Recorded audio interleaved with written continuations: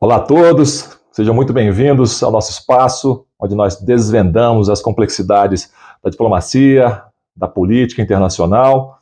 E hoje nós vamos mergulhar num tema que é um verdadeiro xadrez diplomático e que coloca a política externa brasileira sobre uma lupa bem interessante, que é o nosso tão falado equilíbrio diplomático. Vocês sabem que, historicamente, o Brasil sempre buscou uma trajetória, um caminho de não alinhamento, de ser uma voz que busca o meio termo. Isso é quase que um mantra na nossa diplomacia. Somos equilibrados, somos equidistantes. Mas olha só, será que essa busca por equilíbrio é sempre uma virtude? Ou em momentos como o atual, momentos críticos, será que ela não se assemelha mais à covardia?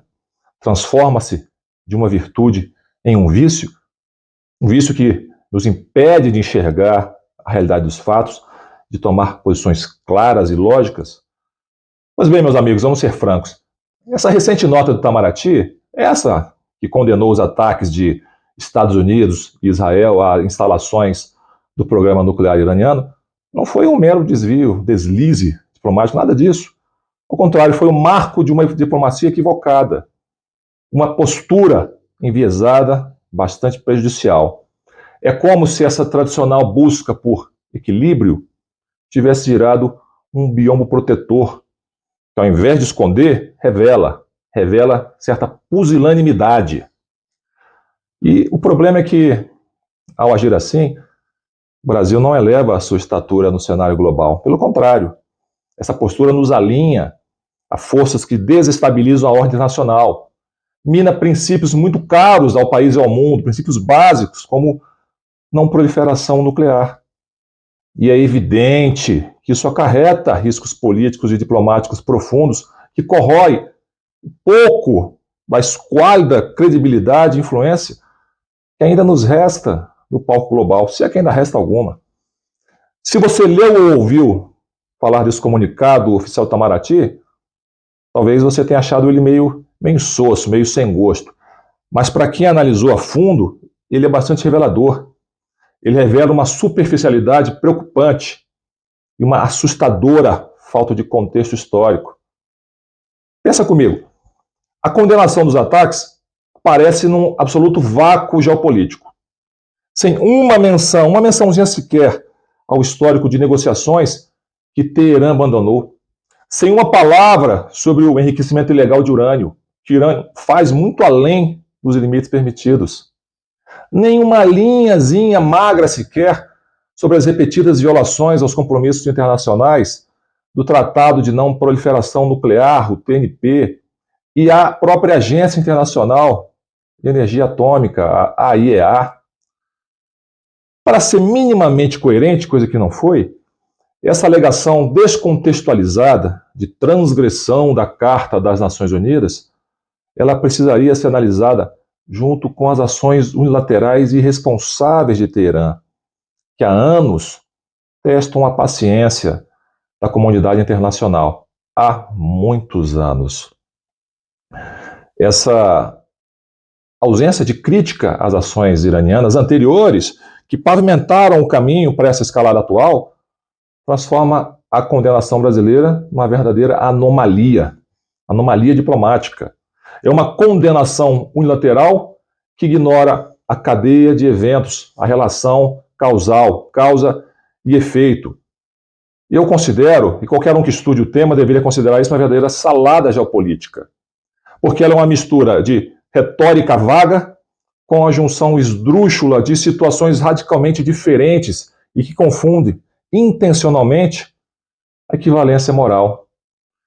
Ora, ao colocar no mesmo patamar as ações desestabilizadoras de um Estado como o Irã e as ações de outros Estados, como Estados Unidos e Israel, que buscam conter essa ameaça, o que o Brasil faz na prática?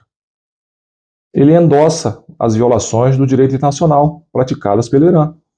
Isso é uma forma muito eloquente de conivência. Parece que é uma contradição gritante, não é? O Brasil, que tem uma posição histórica em favor do uso pacífico da energia nuclear e contra a proliferação, mas a não condenar explicitamente as ações iranianas, que comprometem esses mesmos princípios, a nossa política externa acaba minando a sua própria autoridade moral, legitimando o desrespeito ao direito internacional. A coerência, meus amigos, exige ou exigiria que a diplomacia condenasse não apenas as ações reativas, se fosse o caso, mas primeiro as ações iniciais que provocaram toda essa instabilidade. Então, essa tradição de equilíbrio do Brasil, nesse contexto crítico, vira, no fundo, uma nação moral e estratégica. Essa, chamemos assim, neutralidade equivocada, ou pior, essa indiferença calculada, acaba nos alinhando com as agendas que comprometem a estabilidade global, com os princípios fundamentais da não proliferação, com o que de pior existe no mundo. Então é muito importante que vocês entendam que tradições e práticas diplomáticas só fazem sentido e mantêm a sua legitimidade quando convergem com o interesse nacional mais amplo, quando estão alicerçadas numa grande estratégia de nação e em princípios morais, que levam em conta, sobretudo, os interesses do país. E, claro, a realidade da geopolítica internacional, a famosa realpolitik para os realistas de plantão. Então, aderir cegamente a uma tradição que, num momento de crise como o atual, se traduz em aquiescência às violações, como essa, trai o próprio propósito de uma diplomacia estratégica. E, como eu já falei, prejudica toda a nação. Equilíbrio sem discernimento não é virtude, é abstenção irresponsável. Essa nota do Itamaraty, ela demonstra uma incapacidade absurda de distinguir entre agressores e defensores da segurança nacional. E o que é o mais preocupante, na minha visão, uma escolha deliberada por uma posição moralmente ambígua que serve a interesses de fachada, sabe-se lá de quem, mas que tem um custo real e bastante mensurável para o Brasil. E você deve se perguntar quais seriam esses riscos políticos, quais as consequências diplomáticas.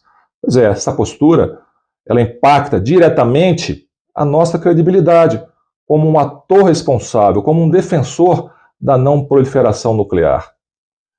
Pensa comigo, rapidinho, quem de fato vai confiar na mediação brasileira, eventual mediação, se nós nos recusamos a condenar as violações mais flagrantes dos acordos de não proliferação por parte do Irã? Então existe um risco muito sério de nós aumentarmos ainda mais o nosso já elevado isolamento internacional, a desconfiança por parte das potências democráticas, que são intransigentes quanto a esse tema. Veja a posição dos Estados Unidos, de França, de Reino Unido, de Itália. Eles tendem a ver essa postura brasileira, no melhor cenário, como limite, na verdade, como cúmplice, né? Esse que é o fato. Essa percepção de condescendência, alinhamento com regimes que ameaçam a segurança e a estabilidade global, leva a uma marginalização progressiva em fóruns internacionais, onde o Brasil poderia e deveria exercer um papel muito mais construtivo. Felizmente, sobre o governo Lula III, repercussões negativas dessa natureza têm se estendido à política externa brasileira como um todo.